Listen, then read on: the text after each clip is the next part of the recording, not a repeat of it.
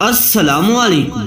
اس قصے کے آغاز میں آپ دیکھیں گے کہ تیتان کو قبیلے کے درمیان میں باندھا ہوا دکھایا جاتا ہے اور سائیڈ پہ لوگ شور و غل مچا رہے تھے کہ تیتان کو قتل کر دیا جائے اور اسے سزا دے دی جائے۔ کسی دوران سرداری خیمے سے اما ہیما کے ہمراہ ترگت اور بمسی بھی باہر آ جاتے ہیں۔ ترگت درمیان میں آتا ہے اور اپنا کلہاڑا ہوا میں لہراتا ہے اور لوگوں کو چپ رہنے کا کہتا ہے۔ کسی دوران سب لوگ چپ ہو جاتے ہیں۔ پھر ترگت اور بمسی تیتان کی طرف جاتے ہیں اور ترگت ادھر تیتان کو دیکھ کر کہتا ہے، اب تمہیں تمہاری سزا دینے کا وقت آ گیا ہے۔ تیتان کہتا ہے، تمہارا کیا خیال ہے کہ میں تمہاری منت سماجت کروں گا کہ تم مجھے معاف کر لو اور مجھے بخش دو؟ میں بالکل بھی ایسا نہیں ہوں۔ میں نہ ہی اس اینگلوس کی طرح ہوں جسے تم نے مار دیا ہے، اور نہ ہی آئرس کی طرح غدار ہوں، اور نہ ہی بزدل ہوں۔ جب بمسی یہ سنتا ہے تو اسے انتہائی ذرا غصہ آ جاتا ہے۔ وہ تیتان کی طرف چلا جاتا ہے اور اسے پکڑ لیتا ہے، اور ادھر بمسی تیتان کو تھوڑا بہت مارتا بھی ہے۔ اسی دوران جب بمسی تیتان کو فارغ کر کے کھڑا ہوتا ہے تو پیچھے سے تیتان ترگت اور بمسی کو تنگ کرنے کے لیے اور مزید زیادہ غصہ دلانے کے لیے کہتا ہے کہ میں نے سامسا کو باخوشی قتل کیا، میں نے تمہارے کافی سارے سپاہی مارے، میں نے گندس کو اغوا کیا، اور اس کے علاوہ جب وہ سامسا کی مزید بات کرتا ہے کہ سامسا میرے سامنے رو رہا تھا تو ترگت کو انتہائی زیادہ غصہ آ جاتا ہے۔ تیتان کہتا ہے، میں نے اپنے خون سے بڑی ہوئی تلوار کو اس کے قریب چھوڑ دیا تاکہ وہ اسے دیکھ کر تڑپ تڑپ کر مر سکے، اور میرے سامنے وہ دم توڑ گیا۔ تیتان کی یہ بات سن کر ترگت گویا کہ آپے سے باہر ہو جاتا ہے۔ ترگت اپنا کلہاڑا انتہائی خوبصورت انداز میں گھماتا ہے اور ایک دم سے اسے تیتان کے سر کے اندر پیوست کر لیتا ہے، جیسا کہ ایپیسوڈ کے سٹارٹ میں ہم آپ کو بتا بھی چکے ہیں۔ اس کے بعد نصر الدین علی کو دکھایا جاتا ہے جو کہ دراصل سلطان علاؤالدین کیقوباد کا باورچی تھا۔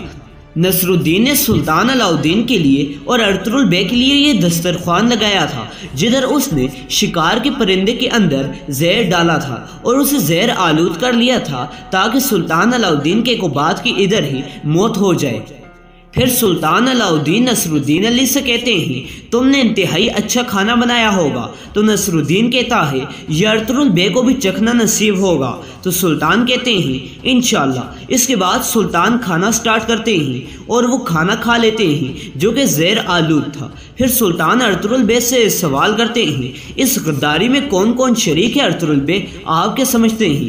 آپ کے جو بھی دعوے ہیں آپ مجھے بتا سکتے ہیں۔ تو ارطغرل بے کہتے ہیں، اس غداری میں آلتون ابا کے قریب جو بھی ہے وہ سب غداری کے اندر ملوث ہو سکتے ہیں، اور علاوہ ازیں امیر سعادتین کے ساتھی بھی اس غداری میں ملوث ہیں۔ سلطان کہتے ہیں، ماں پری خاتون، مجھے اس کے اوپر شک ہوا ہے کہ وہ بھی اس غداری میں کہیں ملوث نہ ہو، کیونکہ جب میں نے کیلے جرسلان کو تخت دینے کی بات کی تھی تو وہ انتہائی ذرا غصے میں آ گئی تھی اور وہ کچھ بولنا چاہ رہی تھی مگر وہ نہیں بول پائی۔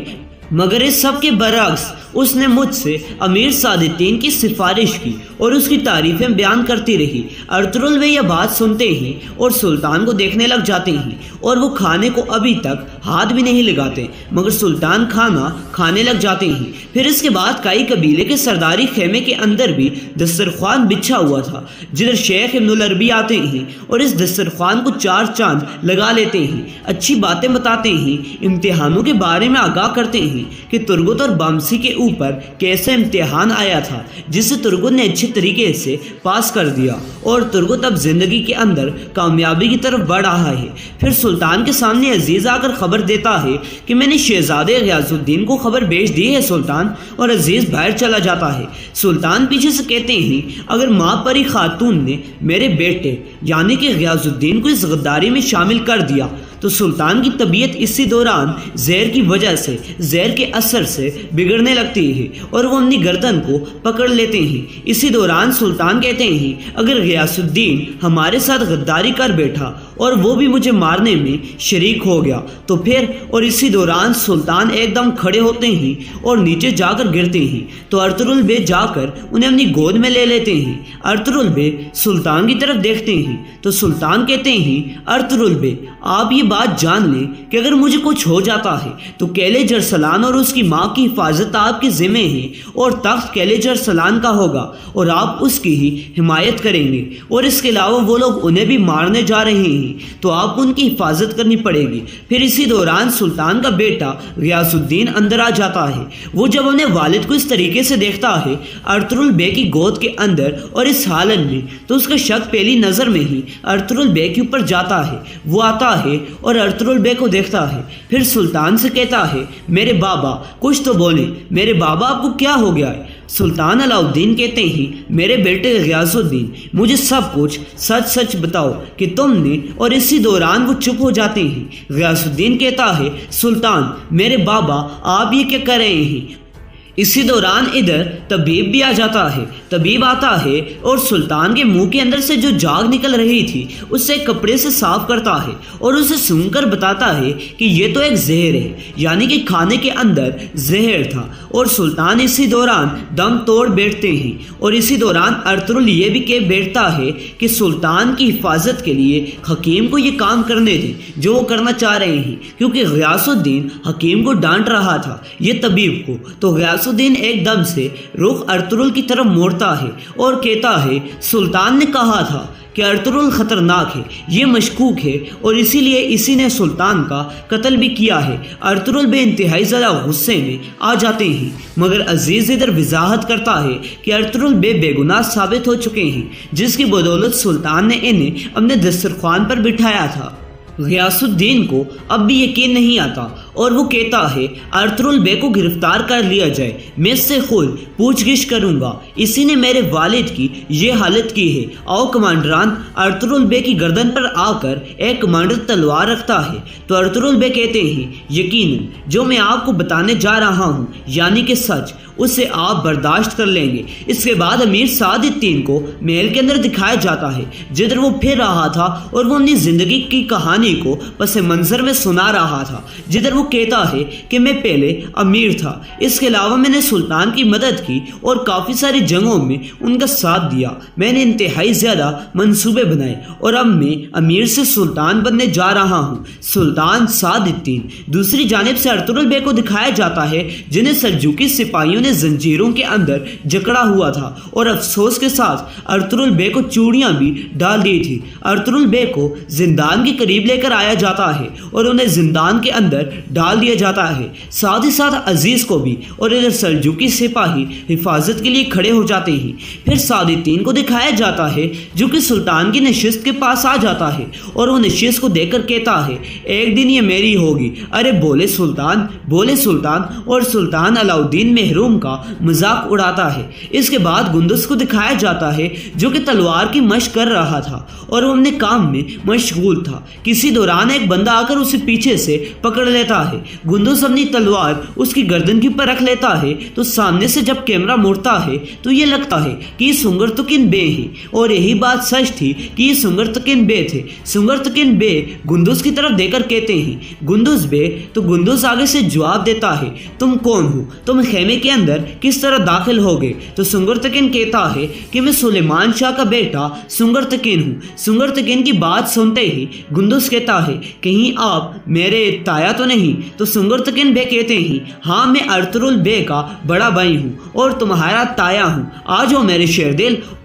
گندس پلک جھپکتے ہی سنگرتکین بے کے سینے کے ساتھ لگ جاتا ہے۔ پھر اندر حلیمہ اور اماں حائمہ کو دکھایا جاتا ہے اور ادھر بھی سنگرتکین آ جاتا ہے اور حلیمہ کی طرف اشارہ کرتا ہے کہ حلیمہ نے چپ ہی رہنا ہے، اور سنگرتکین آگے آتا ہے اور اماں حائمہ کو دیکھتا ہے اور پیچھے سے کہتا ہے یہ ارطغرل ایک بار پھر سے ضدی بنا ہوا ہے۔ اور اسی دوران اماں حائمہ سنگرتکین بے کی آواز پہچان لیتی ہیں اور ایک دم سے کھڑے ہو کر اسے سینے کے ساتھ لگا لیتی ہیں اور انتہائی زیادہ روتی ہیں اور ایموشنل ہو جاتی ہیں۔ یہ سین سچ میں انتہائی زیادہ جذباتی تھا۔ جب ایپیسوڈ آئے گا تو آپ اسے ضرور دیکھیں گے انشاءاللہ۔ پھر اسی دوران سنگرتکین بے ساؤچی کی طرف دیکھتا ہے اور سوال کرتا ہے کیا یہی ساؤچی ہے؟ تو حلیمہ کہتی ہے ہاں یہی ساؤچی ہے۔ حلیمہ بھی ادھر سنگرتکین بے کو خوش آمدید کہتی ہے، جس سے کہ سنگرتکین بے کہتا ہے شکریہ۔ اس کے بعد ترگت بامسی اور ارتک بے کو دکھایا جاتا ہے جو کہ کاراچائسر قلعے قلعے کے صحن کے اندر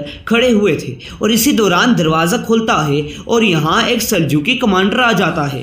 ترگت بامسی اور ارتک بے ایک دوسرے سے گفتگو کرتے ہیں، جدھر وہ لوگ کہتے ہیں لگتا تو یہی ہے کہ یہ گنالپ ایلف ہے کیونکہ مغرور انداز سے ہم اسے پہچان چکے ہیں۔ تو اسی دوران ایک سپاہی یا کمانڈر اندر آتا ہے۔ جب اس کمانڈر سے ارتک بے سوال کرتے ہیں کہ گنالپ ایلف اگر تم نہیں ہو تو وہ کدھر ہیں اور تم کون ہو، وہ کہتا ہے میں آئیدمش ہوں، ان کا ساتھی، اور اس کے علاوہ گنالپ ایلف وہ بھی آئے ہیں مگر وہ انتہائی ذرا تیز ہیں، وہ اپنے اختیار کی نشست کے اوپر بیٹھ چکے ہیں۔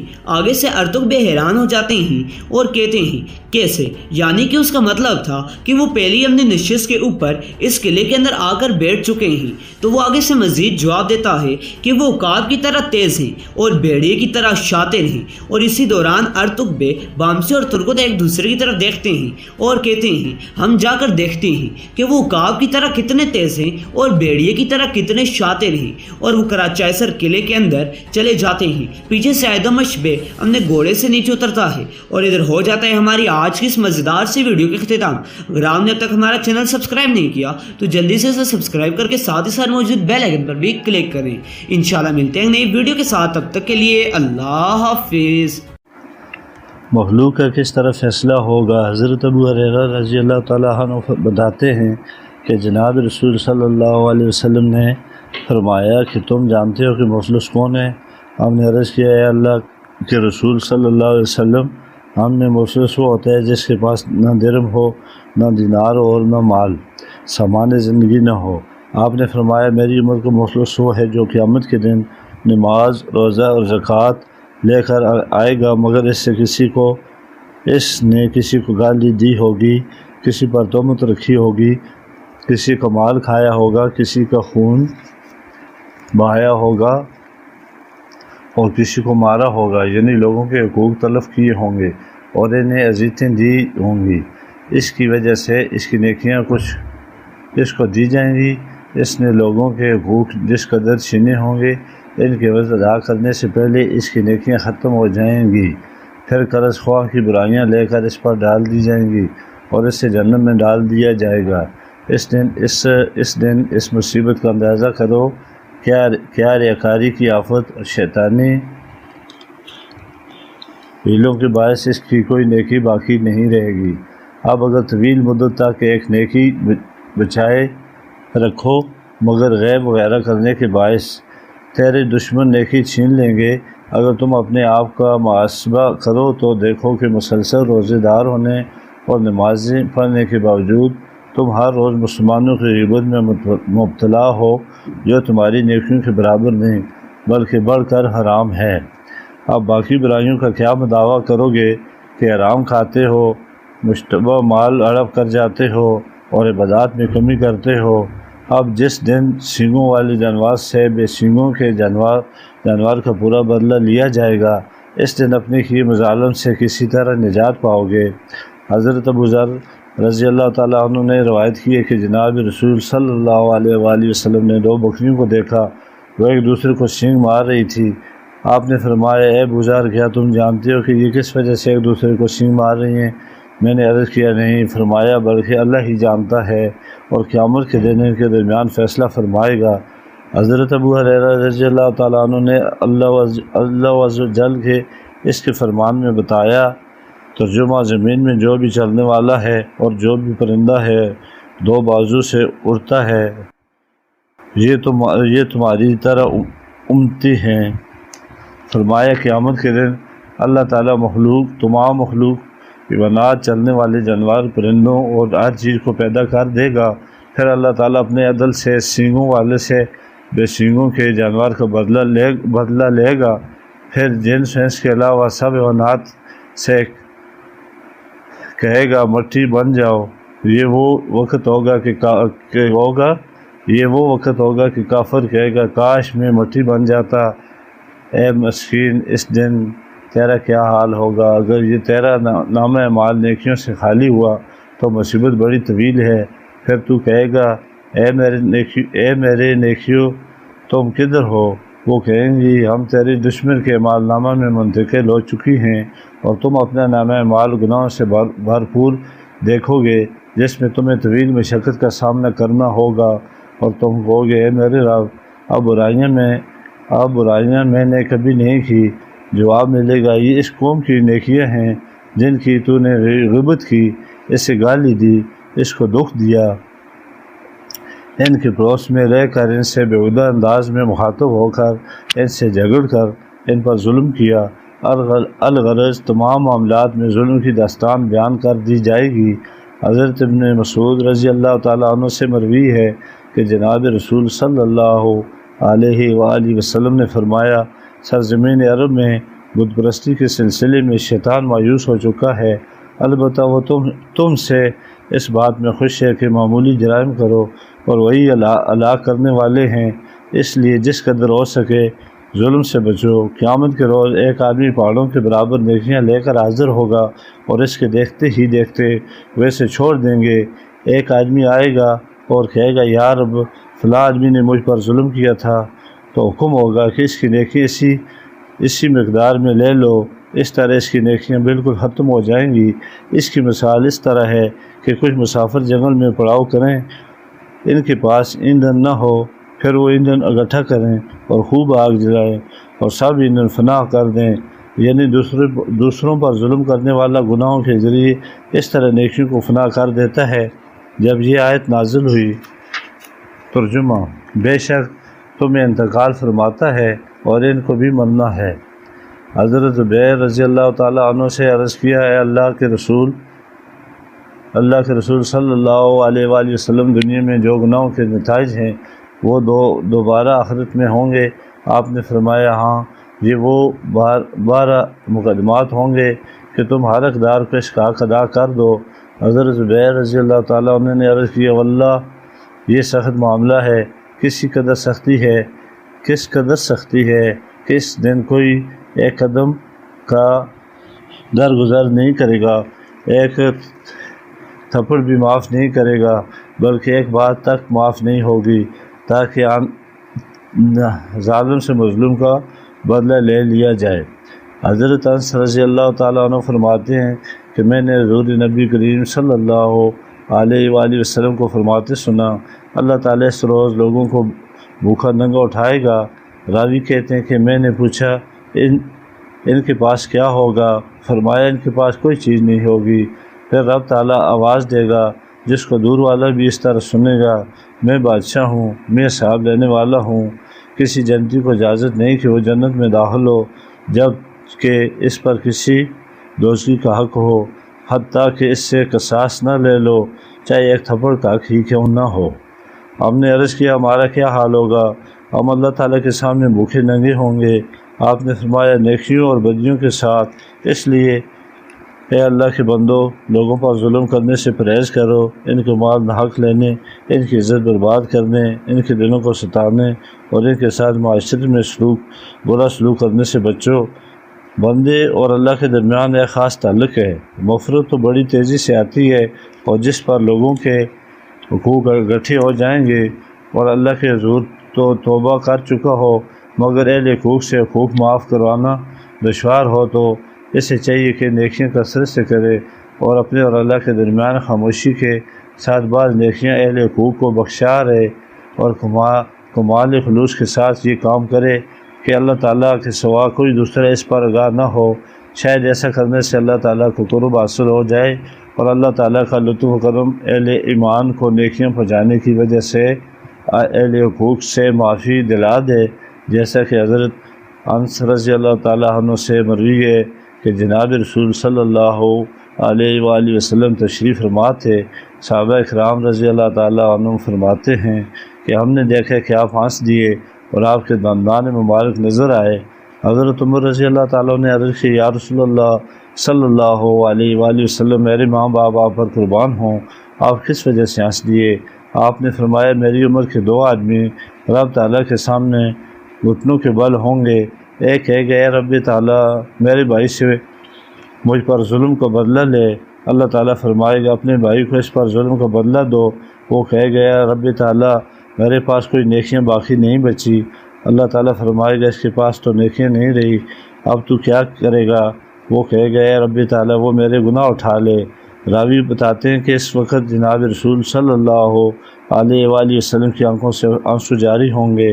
پھر فرمایا اللہ تعالیٰ مہدی کو حکم دے گا کہ اپنا سر اوپر کرو اور جنت میں دیکھو۔ وہ سر اٹھائے تو کہے گا اے رب تعالیٰ، یہ چاندی کے بلند شہر ہیں، سونے کے مالات ہیں، موتیوں سے چمک رہے ہیں، یہ کس نبی یا کس شہید یا کس صدیق کے لیے بنائے گئے ہیں؟ اللہ تعالیٰ فرمائے گا یہ اس کے لیے ہے جو مجھے اس کی قیمت دے۔ بندہ عرض کرے گا اے رب تعالیٰ، ان کی قیمت کون دے سکتا ہے؟ اللہ تعالیٰ فرمائے گا تم دے سکتے ہو۔ بندہ عرض کرے گا وہ قیمت کیا ہے؟ اللہ تعالیٰ فرمائے گا اپنے بھائی کو معاف کر دینا۔ وہ عرض کرے گا اے رب تعالیٰ، میں نے اسے معاف کر دیا۔ اللہ تعالیٰ فرمائے گا اپنے بھائی کا ہاتھ پکڑ لے اور جنت میں داخل کر دے۔ پھر جناب رسول صلی اللہ علیہ وسلم نے فرمایا اللہ سے ڈرو اور اپنے تعلقات کی اصلاح کرو، اس لیے کہ اللہ تعالیٰ ایمان والوں کے باہم اصلاح کرتا ہے۔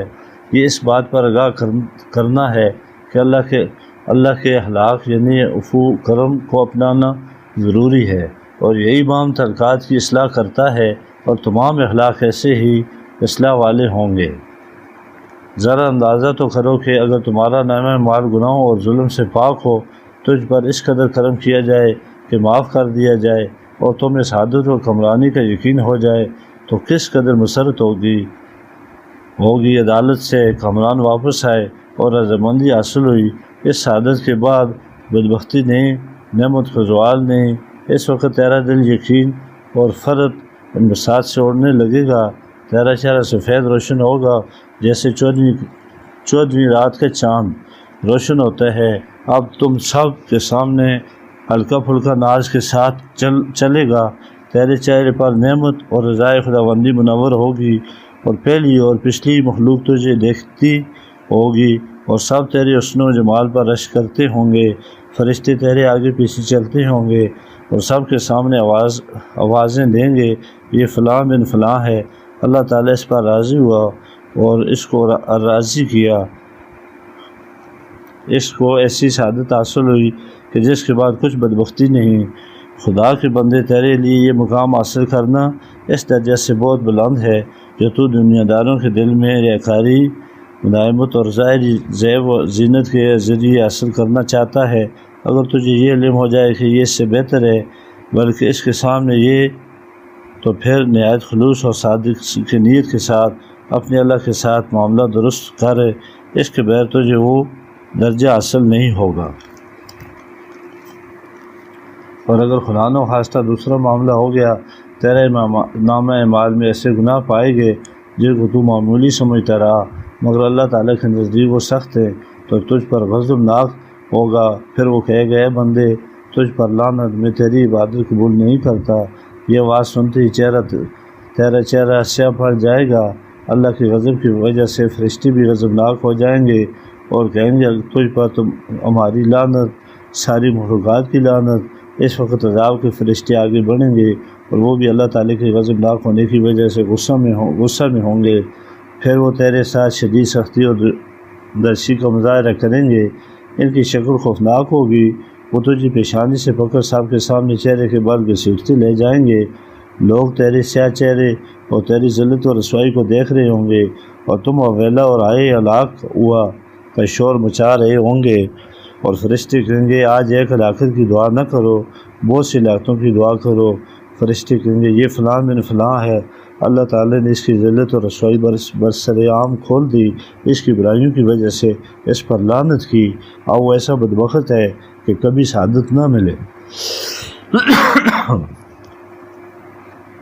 بسا اوقات انسان پوشیدہ طور پر گناہ کرتا ہے تاکہ لوگوں سے بچے، یا اس لیے کہ لوگ اسے پھر بھی بزرگ ہی سمجھیں، یا مخلوق میں رسوائی کے ڈر سے پوشیدہ طور پر گناہ کرتا ہے۔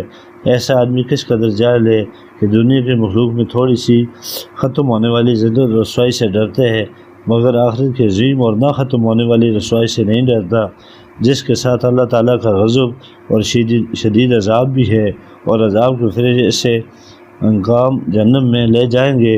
اے انسان، تیرا یہ حال ہے مگر تو خطرہ محسوس نہیں کرتا۔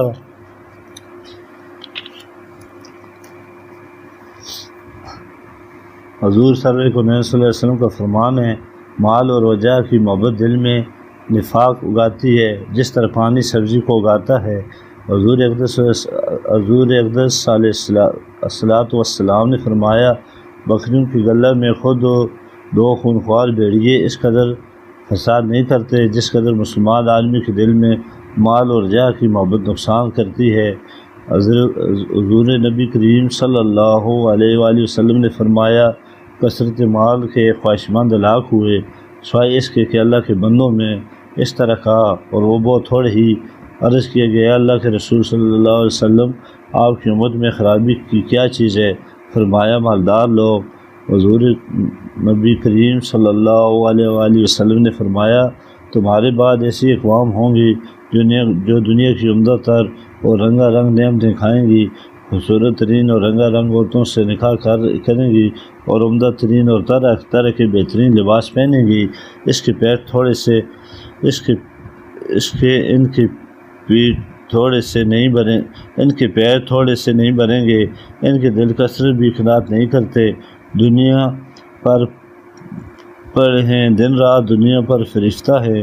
ان لوگوں نے اللہ تعالیٰ کے بجائے دنیا کو خدا بنا رکھا ہے اور رب تعالیٰ کے بجائے دنیا کو رب بنا رکھا ہے۔ ان کی ساری تک وہ دنیا تک محدود رہتی ہے، خواہشات کی پیروی کرتے ہیں۔ چنانچہ محمد بن عبداللہ کی طرف سے یہ شدید حکم ہے کہ جو شخص اس زمانہ کو پائے اور ان لوگوں کو دیکھے تو انہیں سلام نہ کرے، ان کی بیماریوں کی تیمارداری نہ کرے، ان کی جنازہ میں شریک نہ ہو اور ان کے بڑوں کی تعظیم نہ کرے۔ اگر کسی نے ایسا کیا، یعنی سلام کیا یا جنازہ پڑھا، تو اس نے اسلام کو گرا دیا۔ حضور نبی کریم صلی اللہ علیہ وآلہ وسلم کا فرمان ہے، دنیا کو دنیا داروں کے لیے چھوڑ دو، جس میں دنیا میں بقدر کفالت سے زیادہ لیا، اس نے اپنی موت لی اور وہ سمجھتا نہیں۔ حضور پاک صلی اللہ علیہ وآلہ وسلم کا ارشاد گرامی ہے، ابن آدم کہتا ہے، میرا مال اور تیرا مال تو صرف وہی ہے جو تو نے کھا کر ختم کر دیا یا پہن کر بوسیدہ کر دیا یا صدقہ دے کر کے آگے بھیجا۔ ایک شخص نے عرض کیا، یا رسول اللہ صلی اللہ علیہ وآلہ وسلم، میں موت کو پسند نہیں کرتا۔ آپ نے فرمایا، کیا تیرے پاس کچھ مال ہے؟ اس نے کہا، ہاں۔ اے اللہ کے رسول صلی اللہ علیہ وسلم نے فرمایا، اپنے مال آگے بھیجو، یعنی صدقہ کر کے، اس لیے کہ مومن کا دل اس کے لیے مال کے ساتھ ہے، اگر آگے بھیجا تو چاہے گا اس سے جا ملے، اگر یہ پیچھے چھوڑا تو اس کے ساتھ پیچھے ہی رہنا چاہے گا۔ حضور پاک صلی اللہ علیہ وسلم نے فرمایا، ابن آدم کے 3 دوست ہیں، ایک تو روح قبض ہونے تک اس کے ساتھ جاتا ہے، دوسرا قبر تک، تیسرا میدان معیشت ہے، اس کی روح قبض ہونے تک اس کا مال ہے اور قبر تک جانے والے اس کا اہل و عیال ہے اور معاشر تک ساتھ رہنے والا اس کا عمل ہے۔ حواریوں نے حضرت عیسیٰ علیہ السلام کی خدمت میں عرض کیا، آپ کس طرح پانی پر تیر لیتے ہیں؟ ہم اس پر قادر نہیں۔ فرمایا، تمہارے نزدیک درہم 2 دینار کا درجہ کیا ہے؟ انہوں نے کہا، اچھا ہے۔ فرمایا، مگر میرے نزدیک یہ دونوں اور ڈھیلے سب برابر ہیں۔ حضرت سلمان فارسی رضی اللہ تعالیٰ عنہ نے حضرت ابوالدار رضی اللہ تعالیٰ عنہ کی طرف لکھا، اے میرے بھائی، اس قدر دنیا جمع کرنے سے بچو جس کا شکر ادا نہ کر سکو، اس لیے کہ میں نے جناب رسول صلی اللہ علیہ وسلم کو یہ فرماتے سنا، دنیا والے مالدار کو لایا جائے گا جس نے اس میں اللہ تعالیٰ کی اطاعت کی ہوگی، اور اس کا مال اس کے سامنے ہوگا۔ جب وہ پرسرا پر چلے گا، وہ کہے گا، جاؤ، تم نے میرے اندر اللہ کا حق ادا کر دیا۔ پھر دوسرے دنیا دار مالدار کو لایا جائے گا جس نے اس میں اللہ تعالیٰ کی اطاعت نہیں کی ہوگی، اس کا مال اس کے کاموں کے درمیان ہوگا۔ جب بھی وہ پلسرات پر چلے گا تو اس کا مال کہے گا، تیری بربادی ہو، تو نے میرے اندر اللہ تعالیٰ کا ادا نہ کیا۔ وہ اس طرح کہتا رہے گا اور بربادی والا کی بدعا کرتا رہے گا۔ حضور سید عالم صلی اللہ علیہ وآلہ وسلم کا فرمان ہے، جب بندہ مرتا ہے تو فرشتے کہتے ہیں، آگے کیا بھیجا ہے، اور لوگ کہتے ہیں، پیچھے کیا چھوڑا ہے۔ حضور صلی اللہ علیہ وسلم نے فرمایا، جاگیریں نہ بناؤ اور نہ تم دنیا سے محبت کرنے لگو گے۔ منقول ہے کہ ایک آدمی نے حضرت ابوالبر رضی اللہ تعالیٰ عنہ کے ساتھ بدسلوکی کی، انہوں نے دعا کی کہ اللہ جس نے میرے ساتھ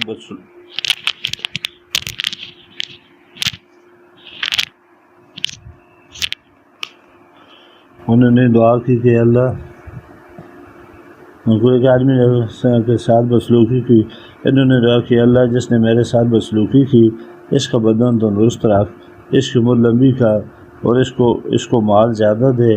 اب اس پر غور کیجئے کہ کثرت مال کو صحت بدنی اور طویل عمری کے ساتھ شدید ترین آفت قرار دیا، اس لیے کہ وہ لازماً سرکشی کرے گا۔ حضرت علی رضی اللہ تعالیٰ عنہ نے درہم ہاتھ پر رکھا اور فرمایا اگر تو مجھ سے نہ نکلا نفع نہیں دے گا، یعنی نیک کام پر خرچ ہوگا تو ہی فائدہ مند ہوگا۔ منقول ہے کہ حضرت عمر رضی اللہ تعالیٰ عنہ سے ام المومنین حضرت زینب بنت حجش رضی اللہ تعالیٰ عنہ کی خدمت میں کچھ ہدیہ بھیجا۔ انہوں نے پوچھا یہ کیا ہے؟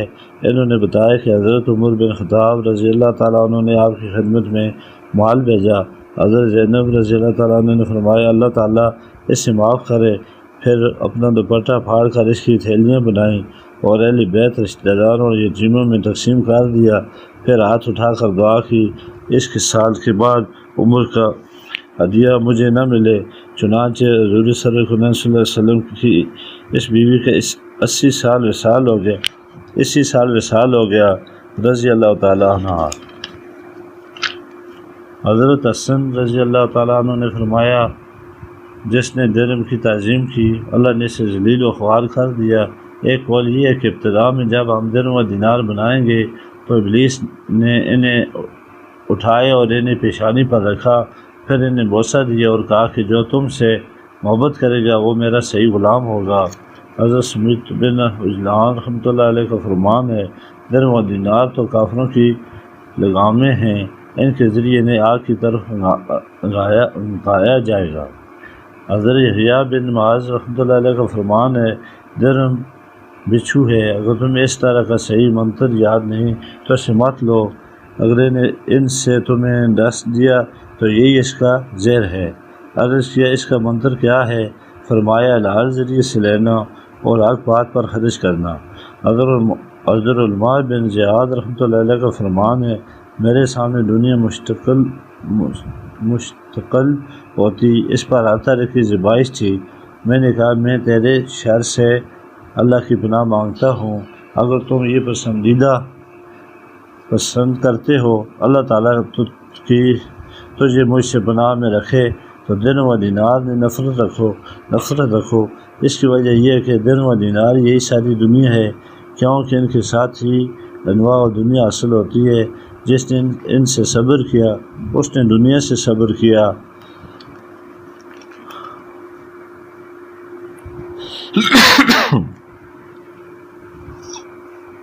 حضرت مسلمہ بن عبد المالک کے بارے میں منقول ہے کہ حضرت عمر بن عبدالعزیز رحمۃ اللہ علیہ کے پاس ان کی وفات کے قریب آئے اور کہا اے امیر المومنین، آپ نے ایسا کام کیا ہے کہ پہلے کسی نے نہیں کیا، اپنی اولاد کے سال میں چھوڑا کہ نہ ان کے پاس درہم ہے نہ دینار، واضح ہے کہ ان کے 13 بچے ہیں۔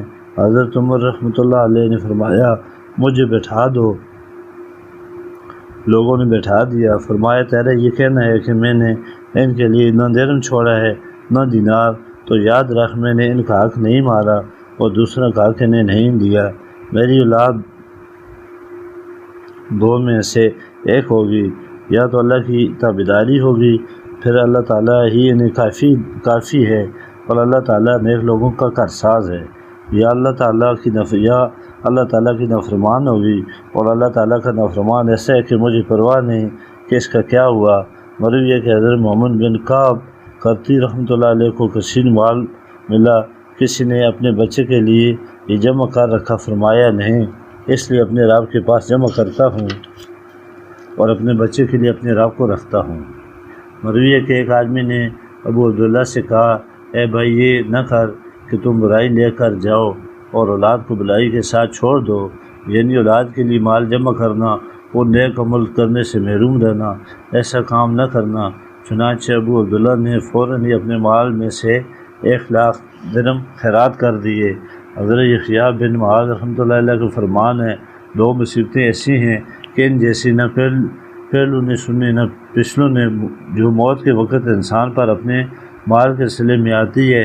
پوچھا وہ دونوں کیا ہیں؟ فرمایا سب مال لے جاتے ہیں اور سارے مال کا محاسبہ ہوتا ہے۔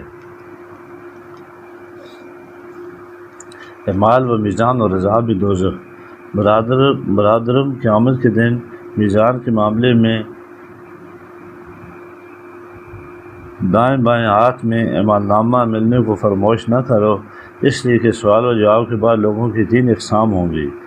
ایک گروہ وہ ہوگا جس میں کی کوئی نیکی نہیں ہوگی، چنانچہ جہنم سے ایک سیاہ گردن نکلے گی اور جس طرح پرندے دانے چگتے ہیں اس طرح انہیں چن لے گی اور انہیں لپیٹ کر اٹھائے گی اور جہنم میں انہیں پھینک دے گی اور آگ انہیں ہڑپ کر جائے گی اور ان کے بارے میں ندا آئے گی، یہ ذلی بدبخت ہے، اب ان کے بعد کبھی سعادت نصیب نہ ہوگی۔ دوسرے قسم کے وہ لوگ ہوں گے کہ ان کی کچھ برائیاں نہیں ہوں گی، ان میں ایک منادی والا آواز دے گا کہ ہر حالت میں اللہ تعالیٰ کی حمد کرنے والے اٹھیں گے اور جنت کی طرف باعث سے چلیں گے، تو پھر اسی قسم کی آواز قیام اللیل تہجد پڑھنے والوں کے بارے میں آئے گی، پھر وہ جنت کو تجارت غربال میں ذکر اللہ سے غافل نہیں کیا، وہ بھی جنت میں چلے جائیں گے اور ان کے بارے میں آواز آئے گی یہ خوش بخت ہیں، ان پر کبھی بدبختی نہیں آئے گی۔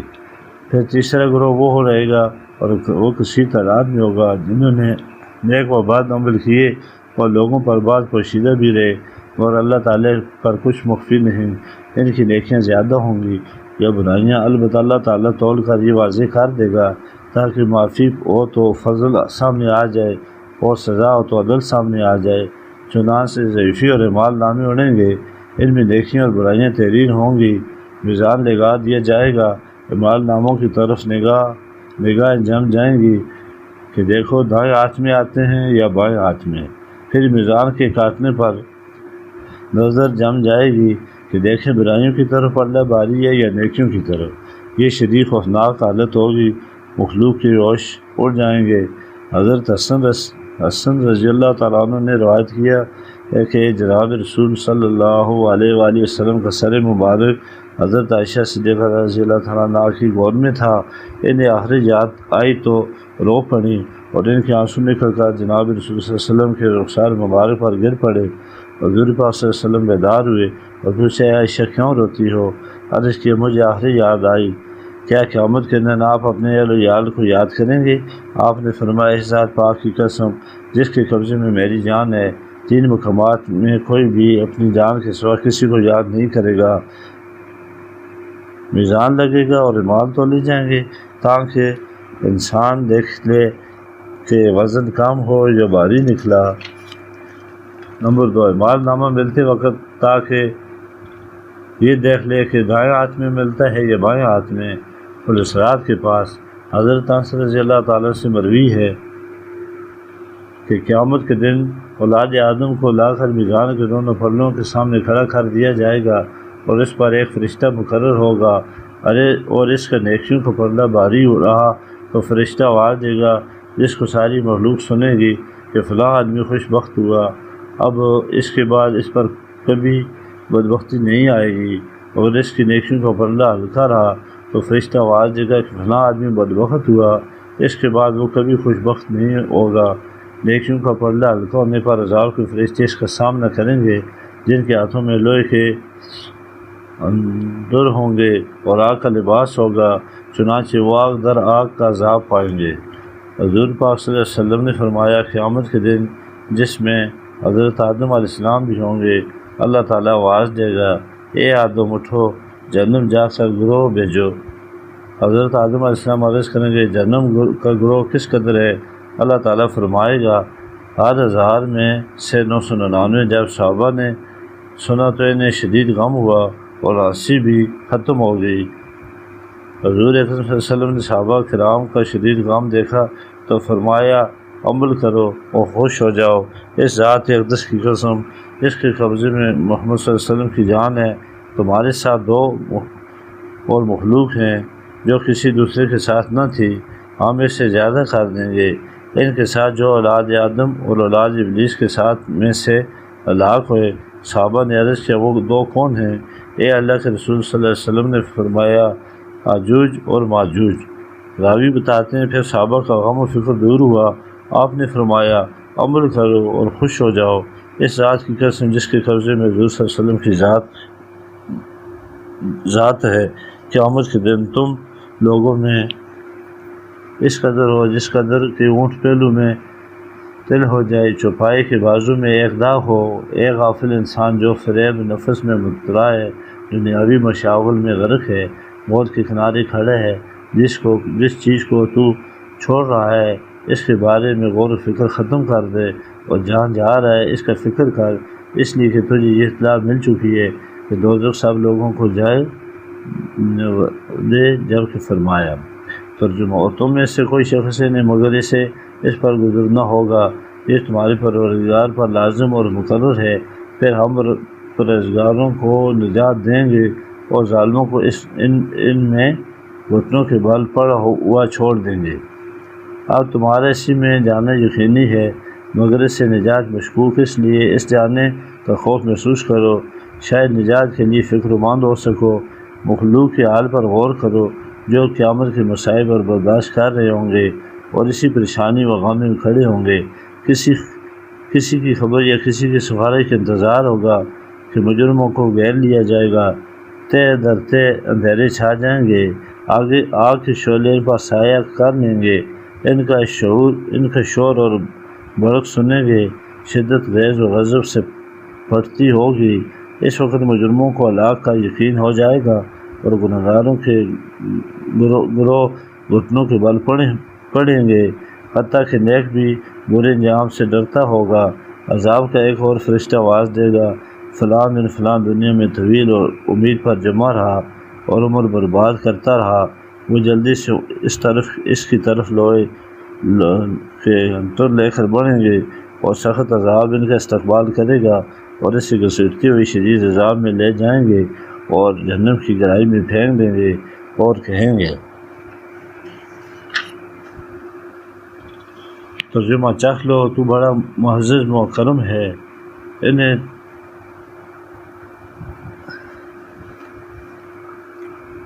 تناسب اطراف کے مکان یعنی علاقے ہوں گی، اس میں ہمیشہ کے لیے قید کر دیں گے، جہنم بڑھایا جائے گا، گرم پانی پینے کے لیے ہوگا، ان کا ٹھکانہ دوزخ کا نام ہوگا، عذاب کے فرشتے نے کوڑے لگاتے ہوں گے اور حاویہ انہیں اکٹھا کرے گا، مر جانے کی تمنا کریں گے مگر چھٹکارا نہیں ملے گا، ان کے پاؤں پیشانیوں کے ساتھ باندھ دیے جائیں گے، گناہوں کی ظلمت سے ان کے چہرے ہر طرف سے آوازیں آئیں گی، ہر طرف سے شور گامہ برپا ہوگا کہ مالک ہم پر سزا ثابت ہو چکی ہے، اے مالک لو سخت وزنی میں اے ہماری، اور اللہ تعالیٰ کی نافرمانی پر شدید افسوس کریں گے، مگر اب ندامت نجات نہیں دے گی اور افسوس کا کام نہیں آئے گا، بلکہ وہ منہ کے بل جکڑے ہوئے ڈال دیے جائیں گے اور آگ ہوگی، نیچے آگ ہوگی، دائیں آگ ہوگی، بائیں آگ ہوگی اور وہ آگ میں ڈوبے ہوں گے، ان کا کھانا پینا آگ ہوگا اور لباس آگ ہوگا، ان کا بچھونا آگ ہوگا، الغرض وہ لوگ آگ کے بڑے بڑے شعلوں میں ہوں گے، ان کا لباس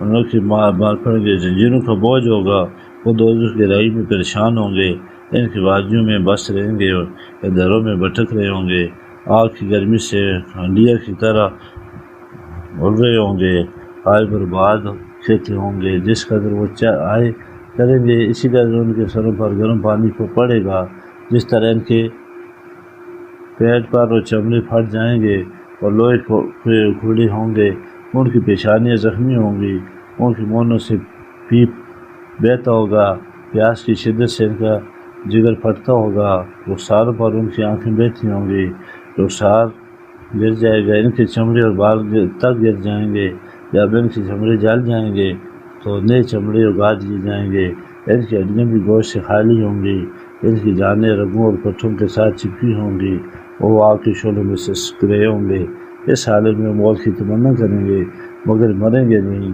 اس وقت تمہارا کیا حال ہوگا جب